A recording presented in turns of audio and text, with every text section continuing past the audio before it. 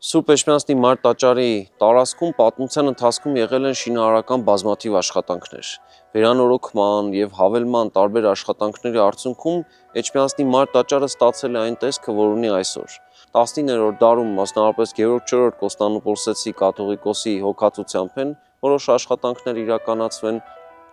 այնուհետև մասնավորապես Ռուսաստանի հայկական գաղթավայրում իրականացված հանգանակության արդյունքում հավելվել է այն շինությունը, որ նախատեսված էր թանգարանի համար, եւ այժմ դա ավագ խորանի շարունակությունն է դեպի արևելք, եւ իհարկե պետք է նշենք այն մասին, որ Մար տաճարը հիմնանորոգման լուրջ աշխատանքներ է անցել նաեւ 20-րդ դարի ընթացքում։ Շատ հետաքրքիր է, որ 1910 թվականին այստեղ երբ որ քննարկվել է Մար տաճարի վերանորոգման, հիմնանորոգման հարցը եւ հատուկ հանձնաժողով է ստեղծվել,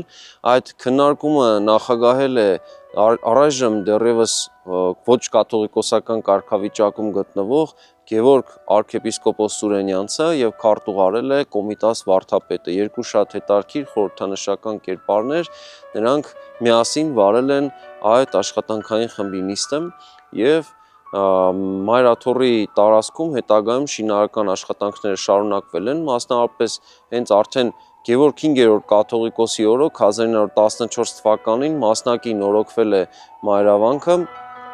եւ այստեղ իր ֆինանսական աջակցությունն է ցուցաբերել ազգային բարերար Ալեքսանդր Մանթաշյանցը։ Ինչպես տեսնում ենք, ազգային տարբեր բարերարներ պատմության ընթացքում իրենց նյութական աջակցությամբ սատար են կանգնել իրենց հոգևոր կենտրոնին